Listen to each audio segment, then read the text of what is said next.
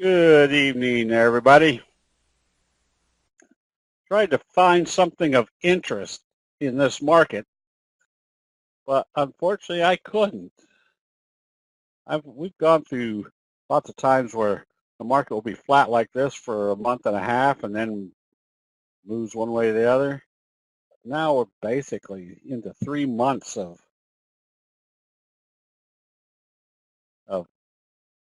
just sideways market. So I'm going to point out the obvious, some of the things that you really want to keep in mind when you're trying to figure out what to do with a chart.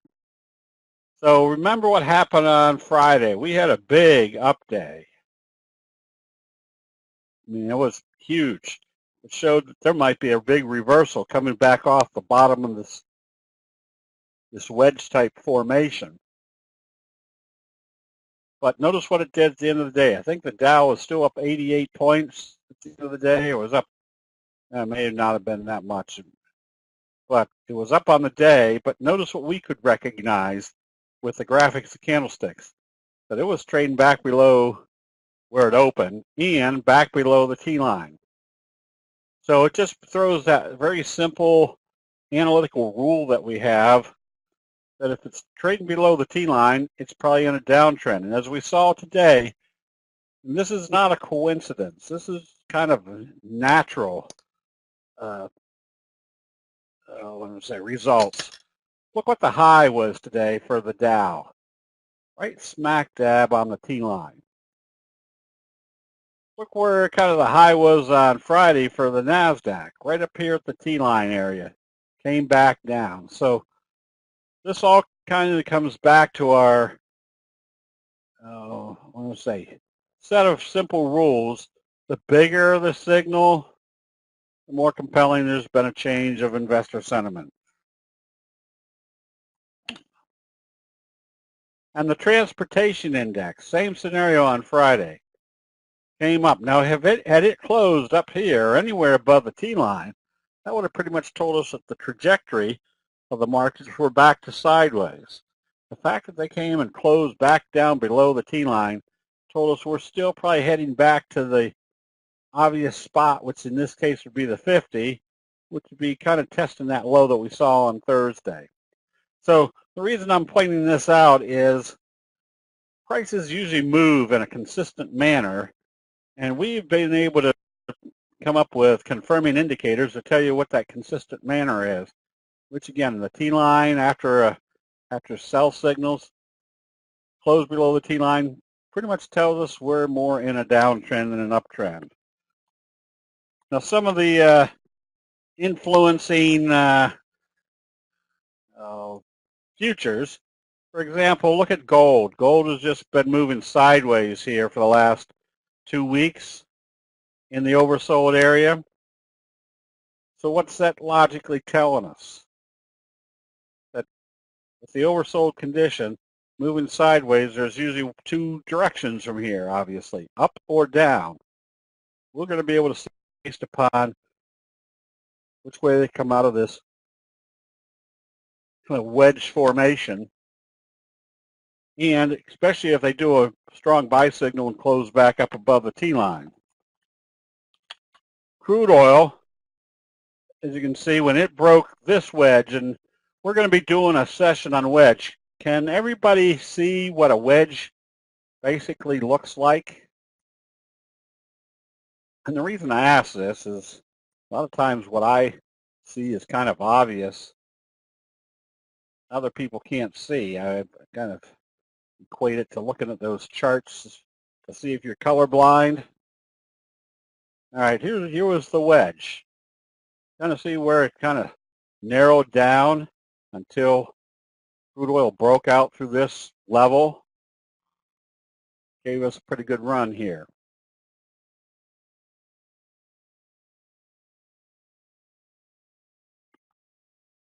I think the same can be seen over here in the dollar. Oops, isn't working out exactly the way I wanted it to be. But you can kind of see where it kind of comes to a point, and as it gets narrower and narrower, that tells you the investor sentiments get more indecisive,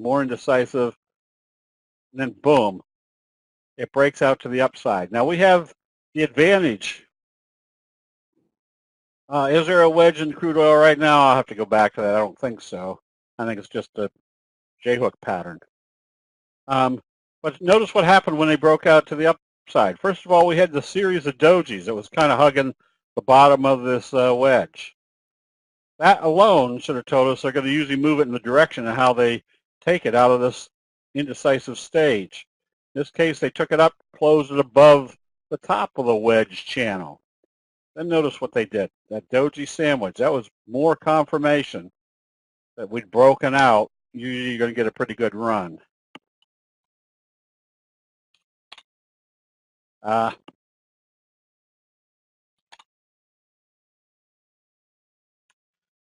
wouldn't consider this so much as a wedge. I mean, you could construe it as a wedge, but I would look at it more as being a setup for that J-hook pattern.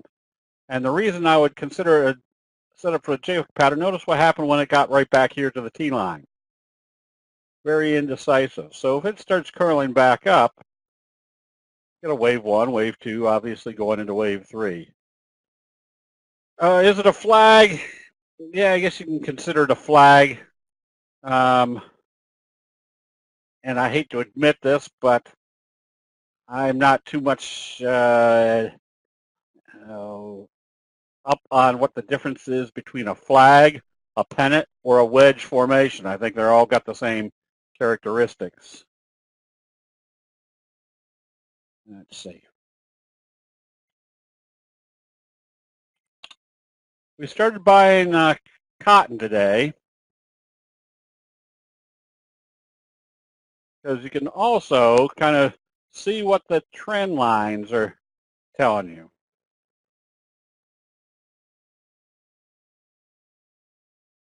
Also kind of a wedge formation with a bullish engulfing, and then they break out to the upside. Now, without looking down here, just kind of aiming from this top to this top, notice where the low was today. This is not unusual that whatever was a resistance level now becomes a support level. NB, bring that up when we get to the end.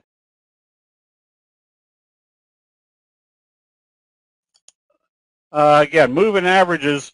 Now, in this case, we had kind of the T-line crunch right here. I'll find some other T-line crunches. Oh, and let's see. I'm going to go back to, for those in the futures trading, we've got a setup ready for shorting lean hogs tomorrow. And so this is, again, just very simple, observing the obvious. Bearish engulfing, close below the T-line. Where the bearish engulfing occur, right smack dab at the 50. And notice where it came back up above the T-line? Not until down here.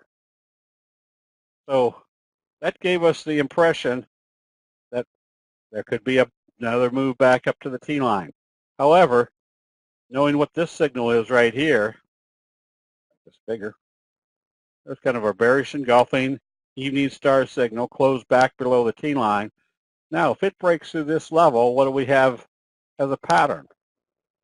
We've got wave 1, wave 2, bearish J-hook pattern, wave 3.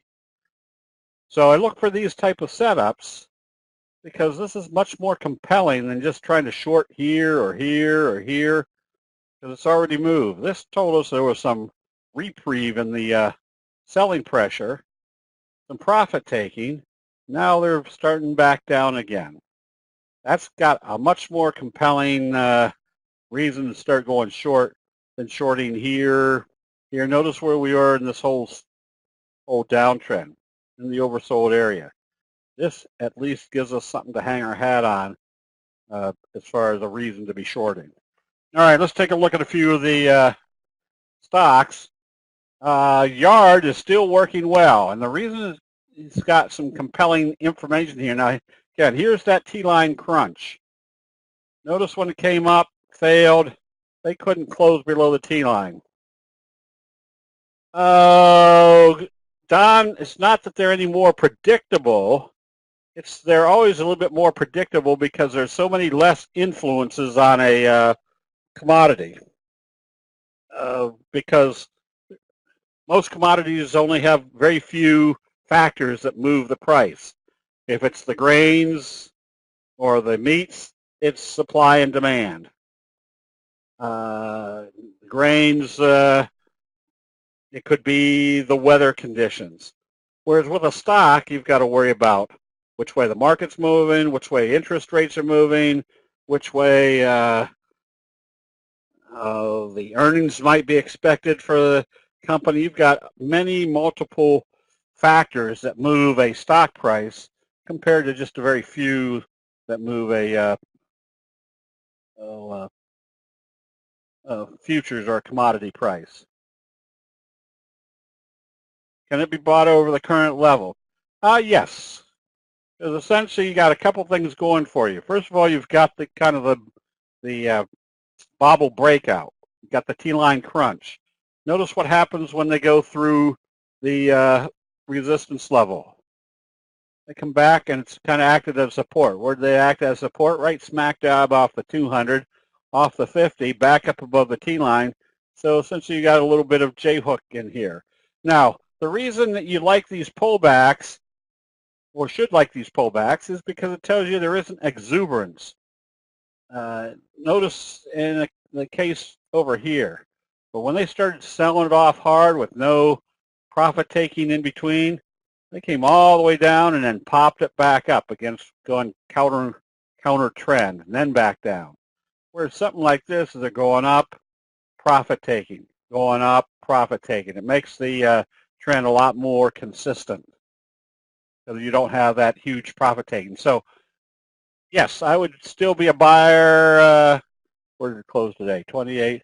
Yeah, I don't know whether you're somewhere up here on the positive trading range. You can be buying because they've had some of the profit taking going on. All right, now another aspect that a lot of people have a hard time doing is seeing. Remember, the T-line is just a confirming indicator. When you start seeing sell signals, notice your little shooting stars up here, then a bearish engulfing signal, then a close right on the T-line. If you hadn't closed out somewhere in here with the anticipation they're bringing it back to the T-line, today's trading had to open positive and trade positive and stay above the T-line. When it started selling off and coming down through the T-line, that should have given you enough information to say, all right, my stochastics are heading down. I've got sell signals, and it's coming down below the T-line. What's it telling me about my overall trend? Telling me they're selling it off. That's not where you want to be. Close out the position. What's the worst case scenario? Come all the way down and come back up, do a big hammer signal. You can buy back if it comes back up above the T-line.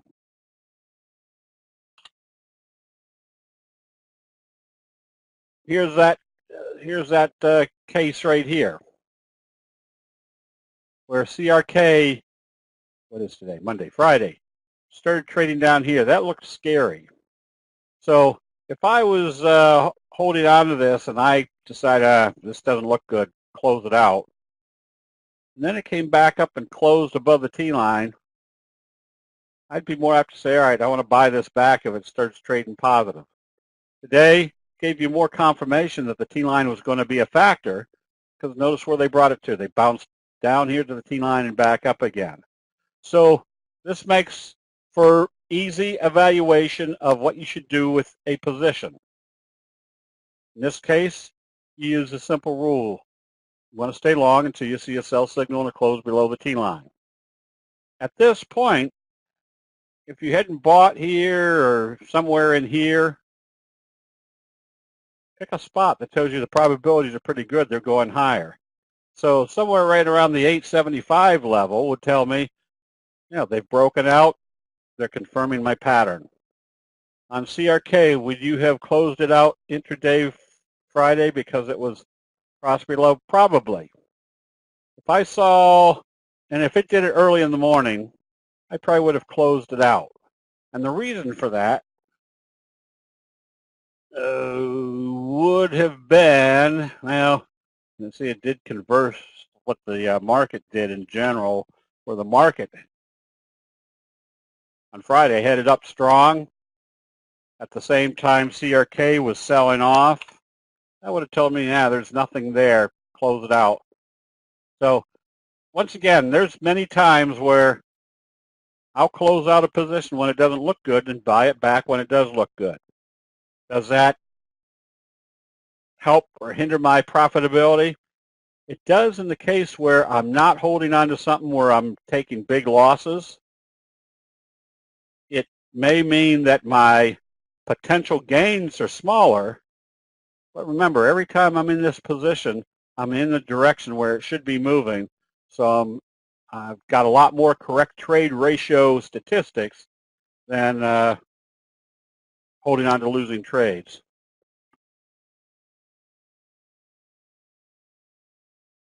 CRK has long wicks crossing the T-line, yes. But in this case, it was crossing the T-line to the downside.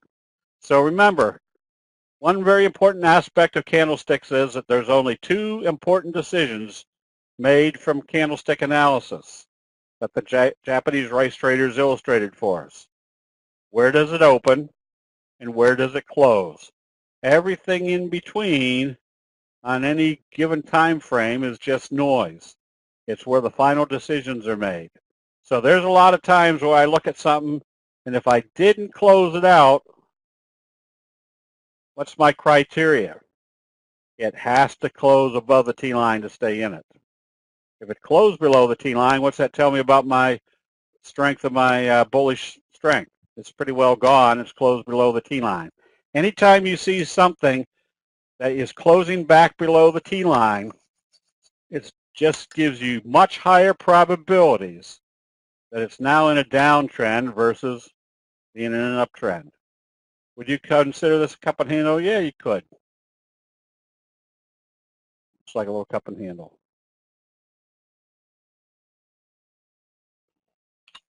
Atwood, another scenario there. It opened lower. That was pretty scary. But thought you waited to the end of the day to exit positions. I do, most of the time. But if there's something that's telling me the market is trading down and the stock that I'm in is trading down and it doesn't look like things are going to get better, yeah, I'll close out sometime during the day. And usually it's in that first 45 minutes. If things look like everything's heading south and the stock that I own is heading south and it's below the T-line, I'll close it out. But I don't have any qualms about buying it back. There's a lot of times where, I don't see anything here. There'll be a lot of times where it opens here and starts trading down and I close it out right about where it opened. And by the end of the day, it comes back up through that level, I'll buy back. Because if I'm selling when I know things look like they're heading lower, and it turns around and heads back up, and I'm buying as it's heading back up, at least I know I'm buying in the direction it should be, back up above the T-line. So Atwood today, as we saw, opened lower and closed back up above the T-line. What was this kind of signal? Not really a belt hold, but it's enough to tell you that they took out some sellers today. In the overbought area, on ATWD, ATW, no, because it's up here. What type of pattern are we looking at? We're kind of looking at that bobble. So if it opens positive tomorrow, what's this whole pattern tell me? That I've got a bobble J-hook pattern breakout, but more than likely I've got wave 1, wave 2, going into wave 3. And where's usually wave 3 on a lot of the pattern breakouts? Stochastics are already usually up in the overbought condition.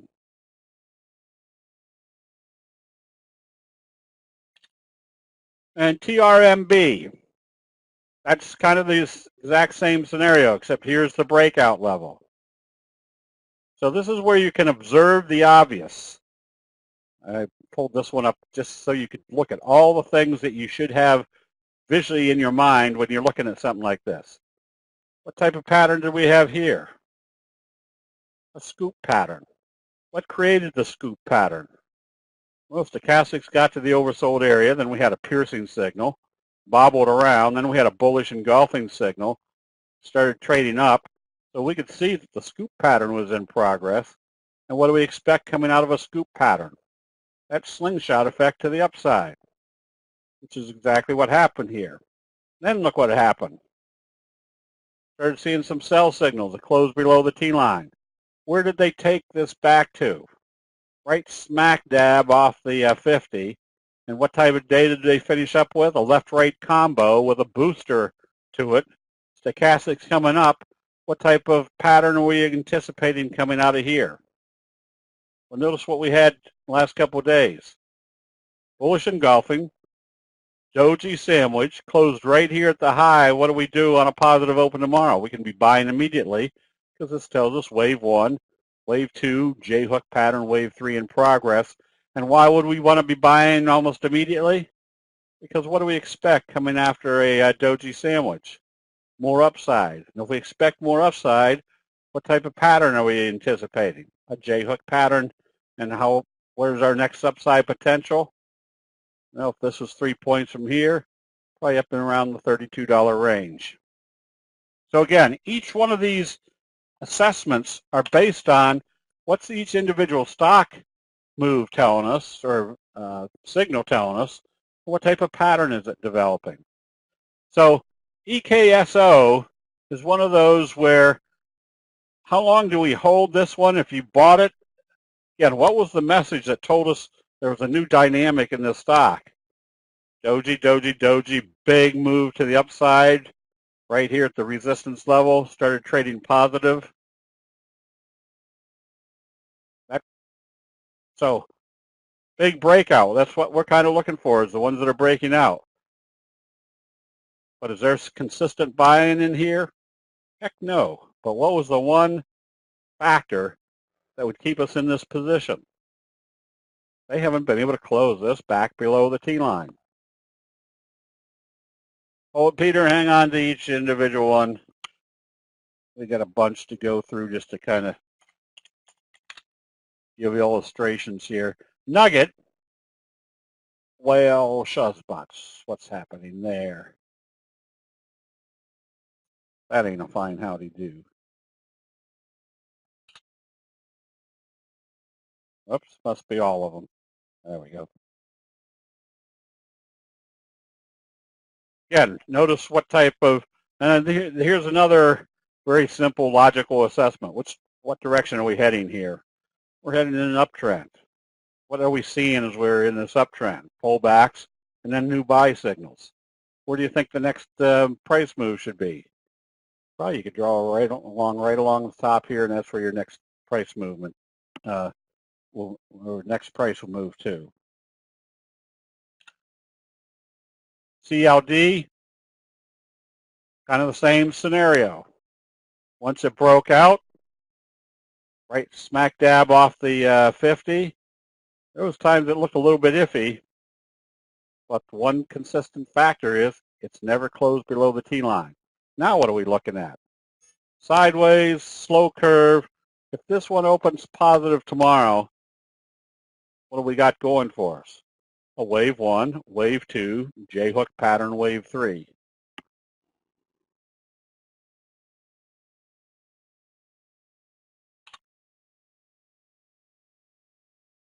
Wave 1, wave 2. If it opens positive, what's it telling us tomorrow? Telling us it's confirming the bullish engulfing signal. It's reaching this little downtrending channel. It's confirming this bullish engulfing kind of cradle pattern, telling us we now have a potential of a J-hook pattern that if this was a 5-point move, the next move should be up in about the $24 area. Now, will it move to that area? No, we're just kind of visually calculating what our best will be. Which ones have the highest probabilities of moving in the right direction? And when they do move in the right direction, what is our percent move? Is a 5-point move on a $19 stock worthwhile? That's about a 33% return. That sounds worthwhile. Is it a high probability trade? Yes, if it's confirming the fact that it's confirming our bullish engulfing, breaking this downward trend channel, and starting a pattern for us.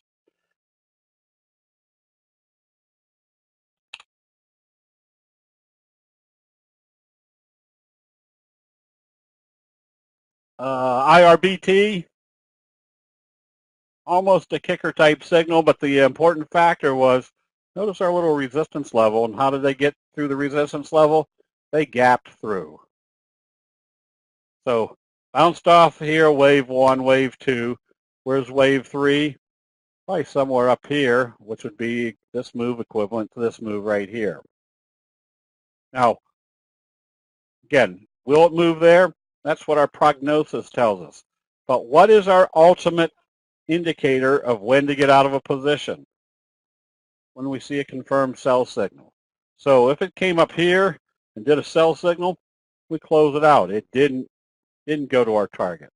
But to get into the trade, the target calculation was worthy enough to get into it with that upside potential. AVID. Another one that if it opens positive after our little doji hammer, close above the T line. If it opens positive, it's breaking this downtrending channel.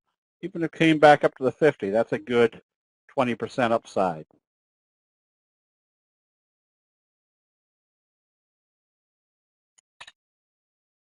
OLN, J-hook pattern. This one can be bought. Where's our first likely target?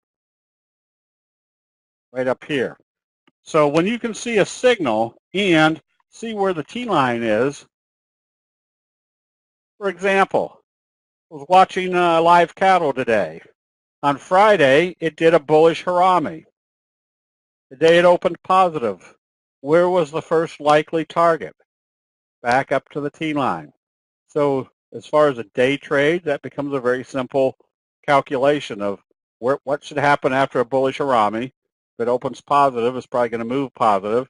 And where's the first likely target? The T-line. So fortunately, with the visuals of candlesticks, we can pretty much calculate where our next moves will be based upon what the chart has been indicating. If this is our trend on CC, J-hook pattern, next move. J-hook pattern, where's our first likely target? Right back up here to the trend channel and then back into the 45 degree. So this one becomes one where you should have been out here and you could be back in somewhere in here on positive trading. Now, was that very efficient as far as coming out and getting back in? Not really, but when you got out here, which way was it likely to head? In this direction. We didn't know whether it was going to head to here, here, here, or here. But with it trading positive here, and we're right back in where we got out, which way is it heading? It's heading back in the direction that we expected it to be heading. So we're greatly reducing our risk of a loss by getting out when it's time to get out and get back in when it's telling us it's time to be back in again. MPEL. So there's your big belt hold, not belt hold, but your piercing signal. Makes this very simple. If it opens positive and starts trading up, especially up through the T-line, that tells you you probably got another wave in progress.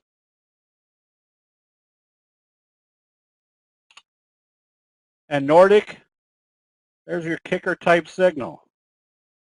Where's your first likely target? Probably back up to the 50-day moving average, which would still be a good 12% upside.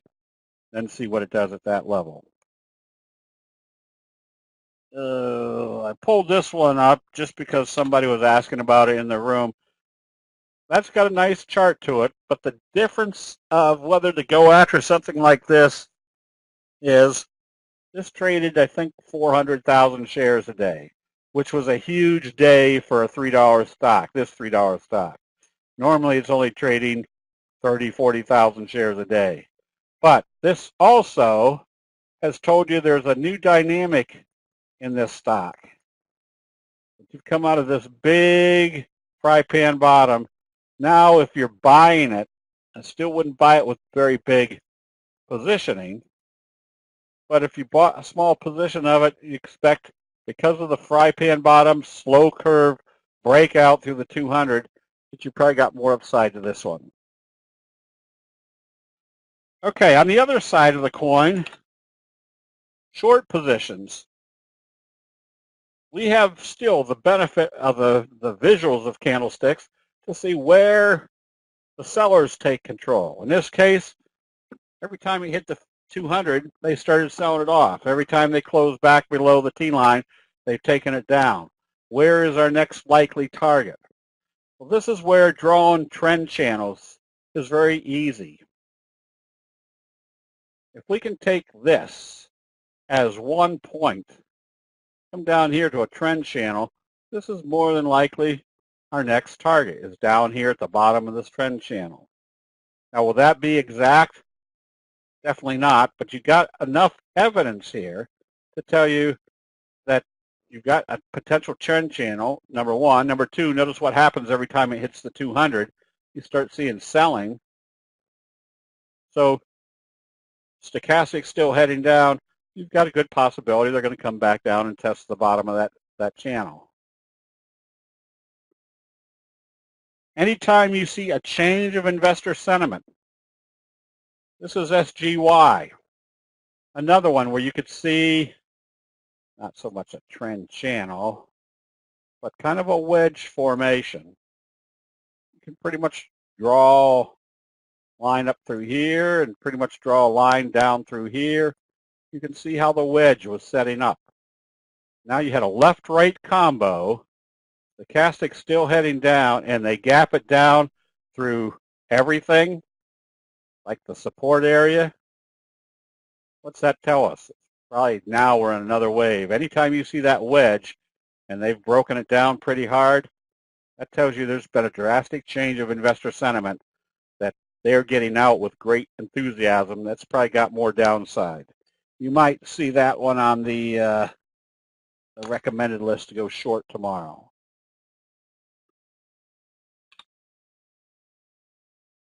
Same scenario here. We know what to do. Anytime we see that big gap up move, what do we expect? Expect the 45 degree. How long do we hold on to that 45 degree? Until you see a sell signal and a close below the T-line. Now, what was warning us that that the sellers may be coming in as control? Look what we had up here. Doji, doji, shooting star, doji, doji, shooting star, close below the T-line. Now, where's the targets? Well, you know there's a gap down here. That might be extensive. You know there's the 50. And what do you think everybody else is watching when they see something like this? They're looking at the Fibonacci retracement. So if you picked a spot that says, all right, here's my bottom, here's the top, where could it move to? Back here, which would probably equate to the 50-day moving average, or back to here. If they moved it back here, that's where it opened on the gap up. So at least we have targets. Is that worthwhile? Yeah, that's a good percentage move back to the downside somewhere in here. Now, do we know whether it's going to be here, here, here, here, or here? Definitely not. But what we can see is if it gets to here and does a doji and then bullish confirmation the next day, we can pretty much calculate that they retrace back to the 38% level. If it went right through this level and came to here and bounced, it told us it was coming back to the to this level, Yeah, and it might come back down here, which means it would have filled the gap. Now remember, I always get asked questions of, doesn't the gap get filled? Most of the time they do, but it might not get filled on this run, might get filled on this run, or it might get filled on a pullback in 2018. Right from this point, we were long until we saw a sell signal and a close below the T line. So anytime we see that close below the T line, when it breaches it, now you can start looking to go short to see where it can potentially move to. Same scenario. Throw the Fibonacci numbers on here. Today it closed right smack dab at retracement. Stochastic still heading down.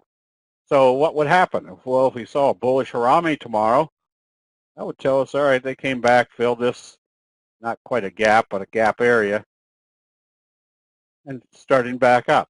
If they went lower, now we're looking for the 50%. Went lower, looking for the, seeing if they're going to hit the 50. Now, would you buy puts or short it? That's up to each individual. Yeah, buying puts or shorting a stock is a decision that each person needs to make. Some people don't want to trade options, so they buy or short the stock. Some people don't like shorting stock, so they buy the puts.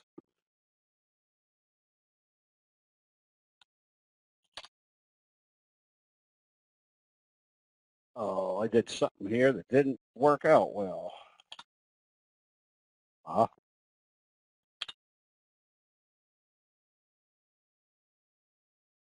So this is, again, where you observe the obvious. Where was this resisting? You can pretty much draw kind of a trend line right through the tops here. Also failed at the 50. Notice they couldn't bring it back up above the T line. So what type of pattern do we have setting up? Well, there's our dumpling top.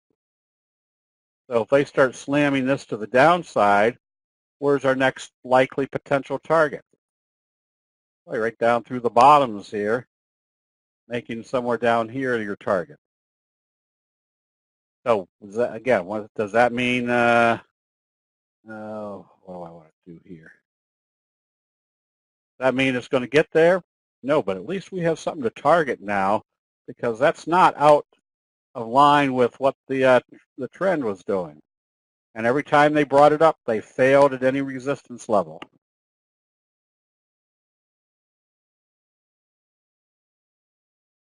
Whoops. I know BANC was one in the chat room that Trader Abe had pointed out. Again, there was kind of our doji failure, gap down through the support level. We've got a wave 1, wave 2, wave 3. How did wave 1 start? With a left-right combo, also with kind of a little wedge formation. We're going to be doing a session on wedges here pretty soon. I've got the video being done up.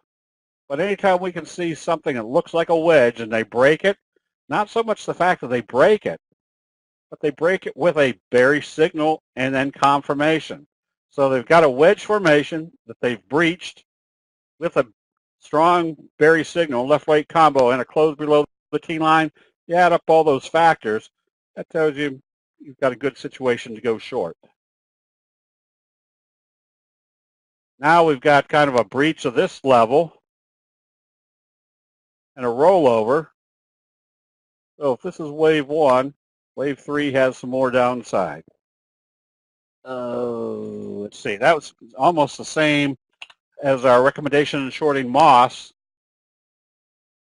Wave 1, wave 2, the failure, you stay short. This one could possibly have another 6 points to the downside.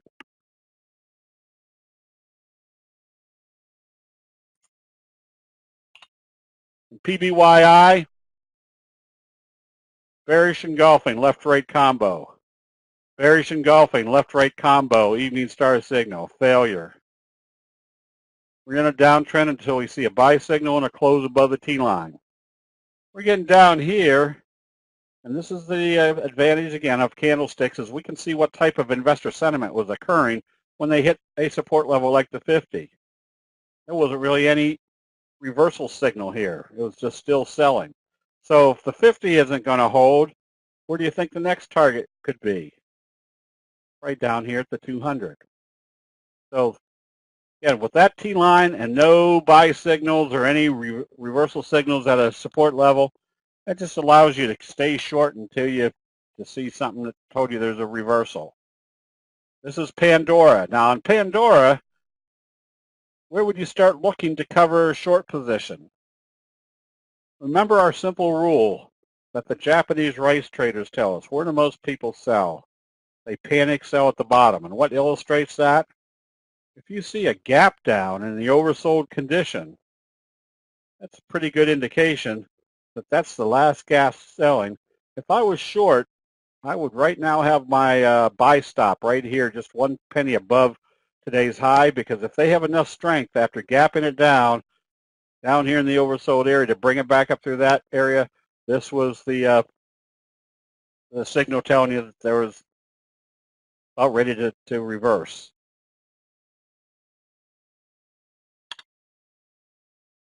SKX, another one, slowly rolling over.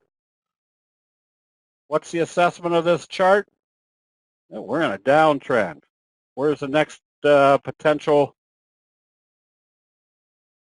level? If that's kind of your downtrend, where's your parallel channel? We're down in this range.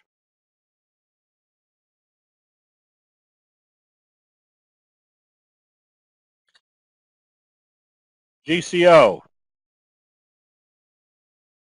Very simple. It's an uptrend until when? Until we see a sell signal and a close below the T line. Now where could it possibly go? We've got sell signals. They could bring it all the way back down to test these lows and or have another big downdraft.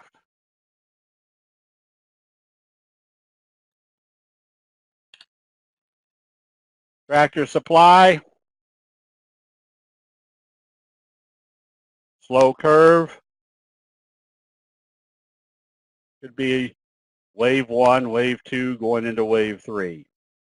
And speaking of Tractor Supply, I know you're all happy to hear that I got my tractor back and I can jump on it whenever I want to.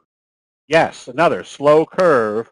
And notice what it did today. A little gap down and breached this level. That pretty much tells us wave 1, wave 2, possibly wave 3 on weakness because it would be breaching this support level. Hold on to your individual stocks. We're almost there.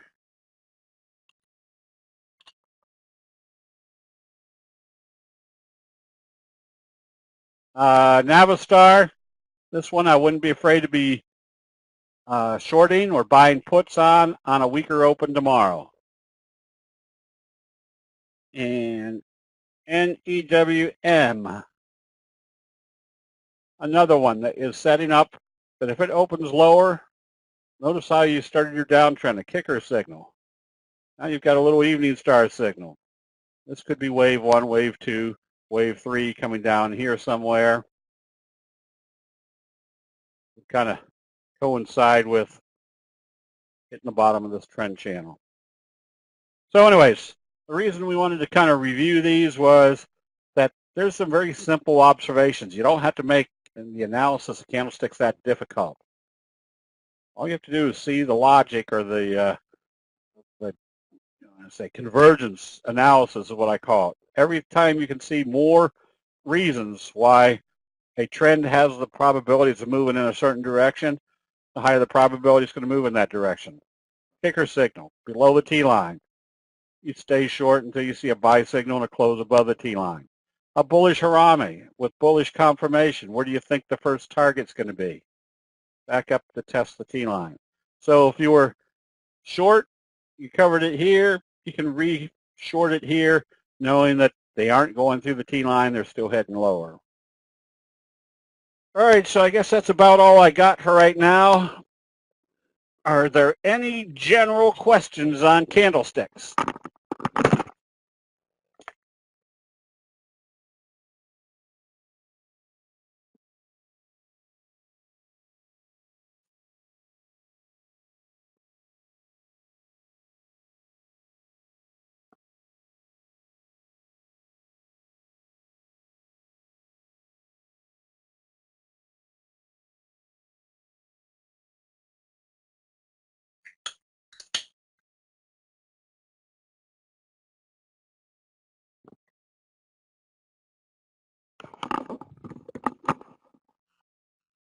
Okay. I had to get up and get my drink. If not, Jim, go ahead and do the double line. And in 3.6 seconds, do the next double line.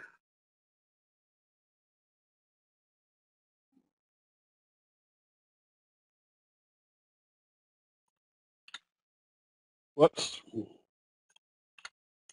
DVAX. Yes, that one you can be going short. Make sure your volume. Now, one of the things you want to keep in mind is when you're going short, remember, the criteria for buying something long is you want to have about 200,000 shares on average each day, and stocks that are trading above $5.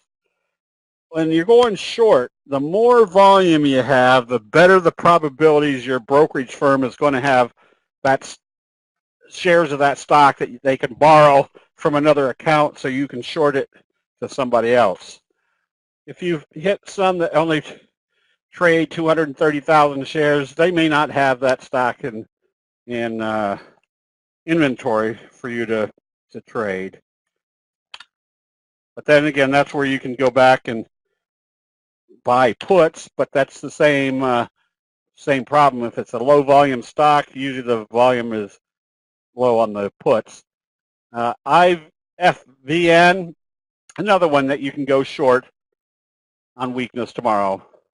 You can see where the double top was. Bearish engulfing, doji, bearish confirmation. I'd stay short. Just use the T-line as your stop.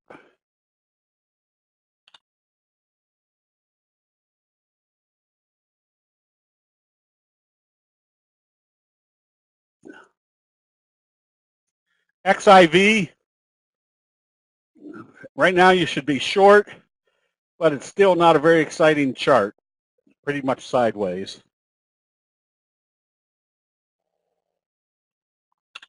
And NSAM for a long,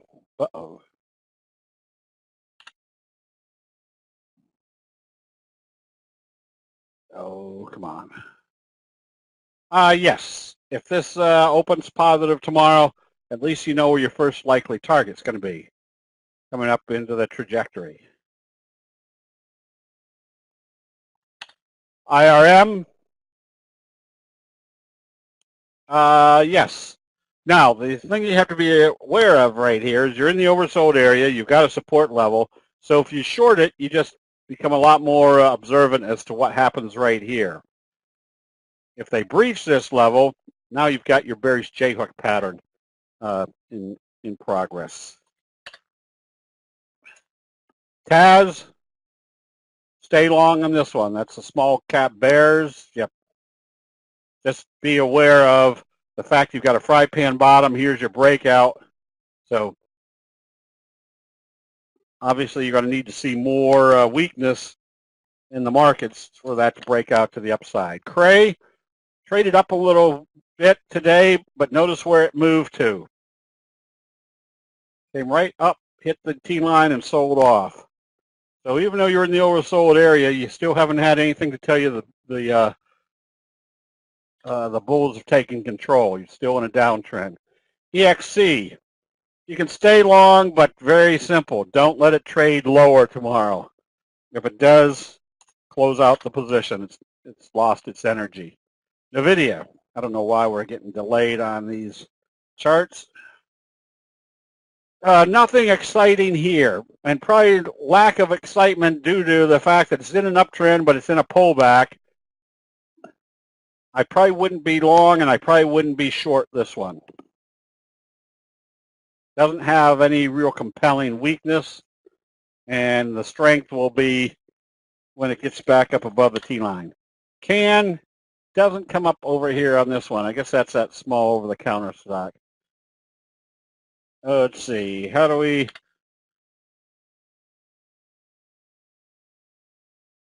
manage trades when moving averages converge? The moving averages don't mean as much. It's what the signals are telling us. Now, right now, it's having a hard time getting through this congestion area. So the signals would tell me that if this opened lower tomorrow, that this all acted as resistance, I'd be out of it. So remember, anytime I'm using candlestick analysis, the signals are the first priority.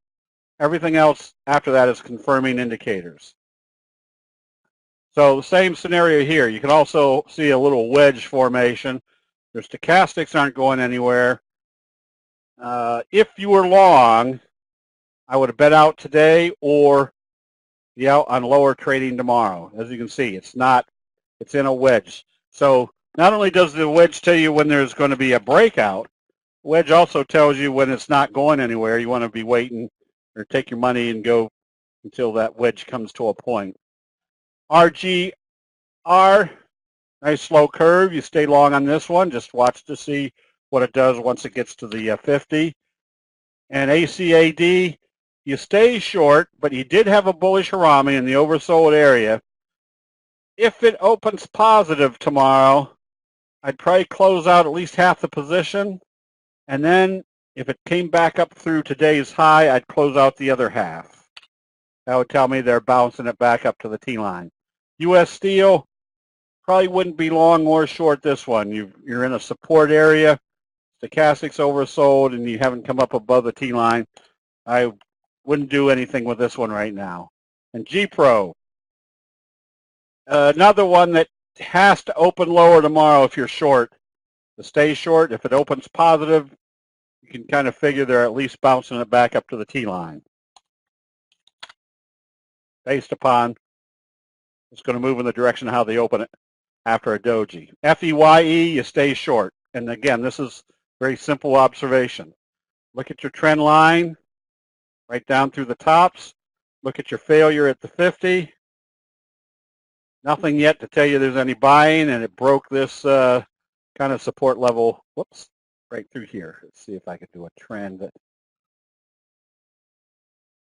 broke this level. Failed at the 200. Failed at the 50. Failed at the support. You just stay short until you see a buy signal. Hecla. Well, this makes you want to kick your grandmother.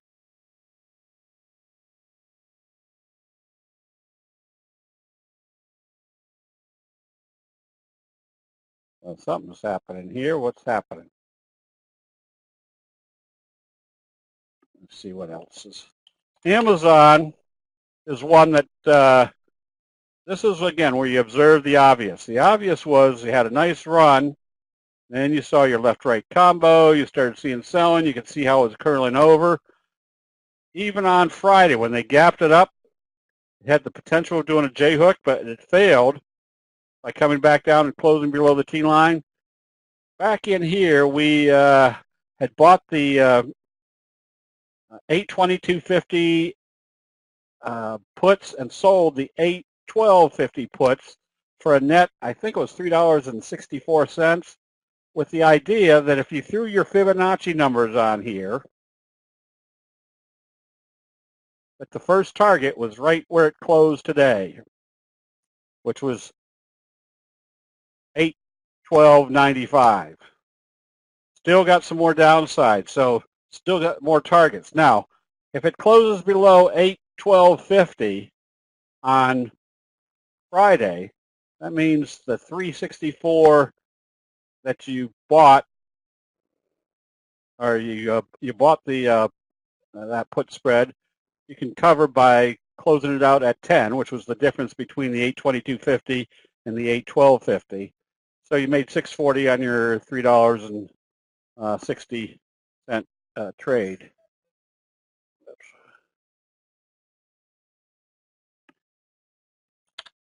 EXAS, kind of sideways. If you like this, you can buy it. Just be aware that there's a resistance level at around 2175. TCK, you can get ready to buy this one, especially if it opens positive. Now, if it opens lower tomorrow, then you can pretty much assume you're still in this just slow, steady uptrend.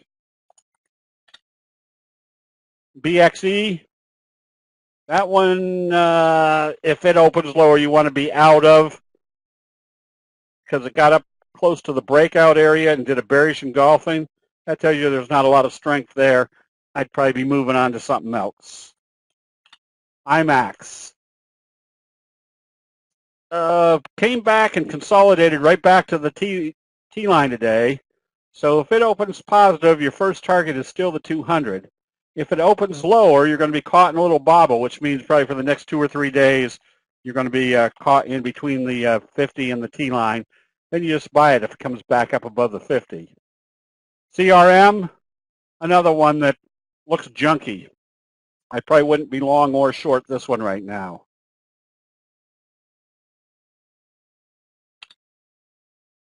ENSC, another one that has to open positive and trade positive to stay in it. If it opens lower, you close out the position. And PSG, oh boy, you can see that you're squeezed in between the T line, the 20, and the 200. If it opened lower tomorrow, I'd close it out and then just put a buy stop at 425, just above the 200. If it comes up through there, you know they've broken it out. But right now, you can see it's kind of stuck in there. Kroger, probably look for a bobble, which means it's going to come back, test the T-line. If you're really interested in buying this one, you wait for it to come back up through the 50 on the bobble breakout. Which time frame is more reliable, weekly or daily? Bob, it all depends on what you're trading. Obviously, a longer-term trader is going to kind of orient toward the weekly. A swing trader is probably going to trade more on off the daily. But you can use the weekly as kind of confirmation for your swing trades on the daily IGT, just a steady eddy. Just stay with it.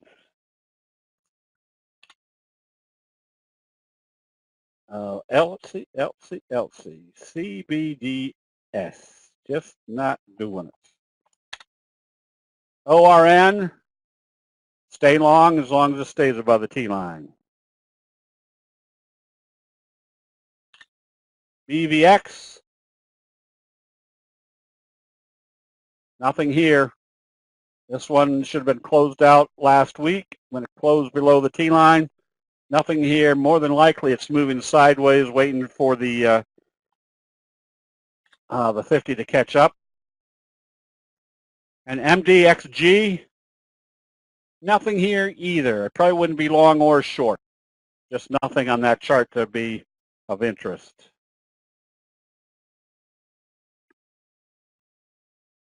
Silver, same scenario, just moving sideways. Got to wait to see whether they're going to break it down through the 200 or up through the T-line.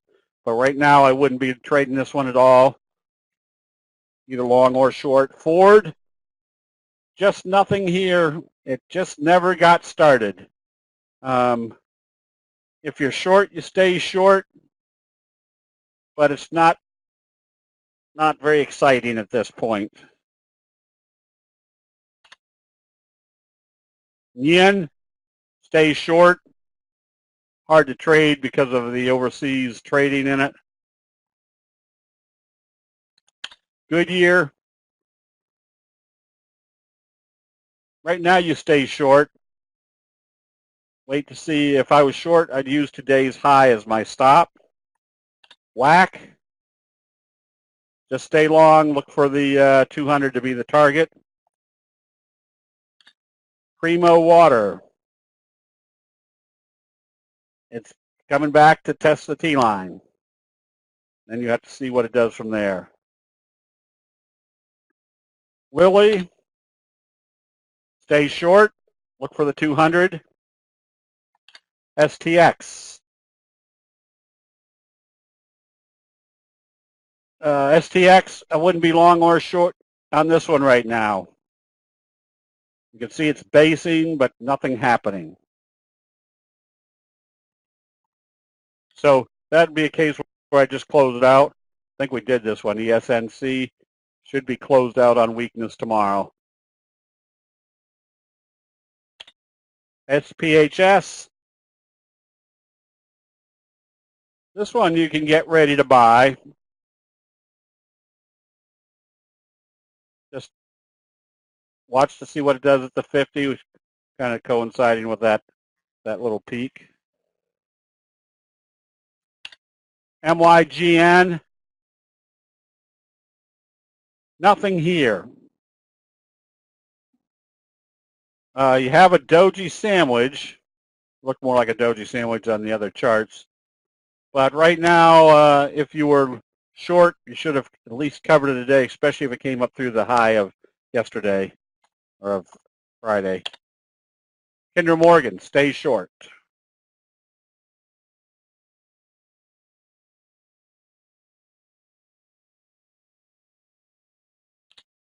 CLVS. Oh boy, this would be a toughie. I probably wouldn't be long or short this one just because there's really not enough direction to it to want to go short or long.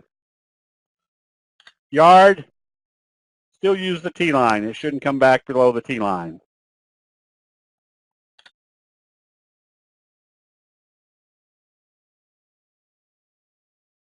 JCOM, big morning star signal. You can buy this one on positive trading tomorrow. Just be aware that JCOM doesn't have a big price movement to it. If it popped back up here, you're only getting 2 points on a $60 stock.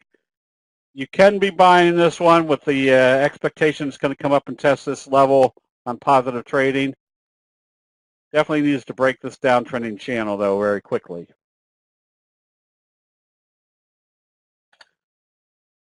Yeah, remember, prices don't move based upon fundamentals. Prices move. Amazon's up over 5 and after hours. Well,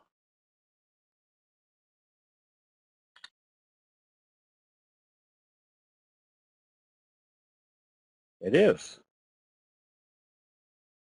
That's trading right up in here. All right. Trading right up in here.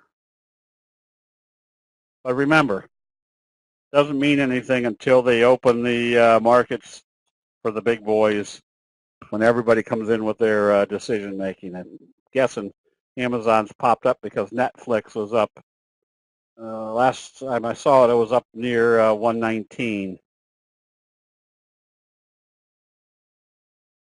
Let's see. I'm pretty sure we did Hecla. Hecla you can buy. Just watch to see what it does once it gets to the 200. Nugget, still nothing here. You're moving sideways. You can buy it once they do get it up above the T-line. Western Gas, that's a good J-hook pattern. You can be buying that one. That's a good looking chart. And notice where it came from. Kind of a scoop type pattern. Piercing signal, gap up, J-hook pattern. And Trox, if you were short, you should have covered the short position today, but I wouldn't be long on this one. Okay, all right.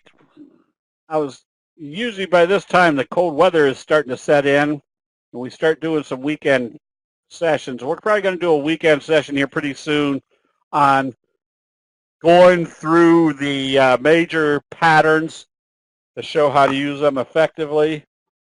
And as soon as it gets a little bit sloppy outside, we'll be doing some more. Problem is, it was 80 degrees and sunny here in Pittsburgh today, which is unusual for October. All right, last few SSO. Stay short. And Labu, stay short, which means your lab D stay long. Notice where you are, though, right about the breakout area. So one of two things will happen. Either they break it out or they fail. If they fail, you come back out of it. All right, everybody, have a good evening. We will see you bright and early in the chat room tomorrow. We'll see you then.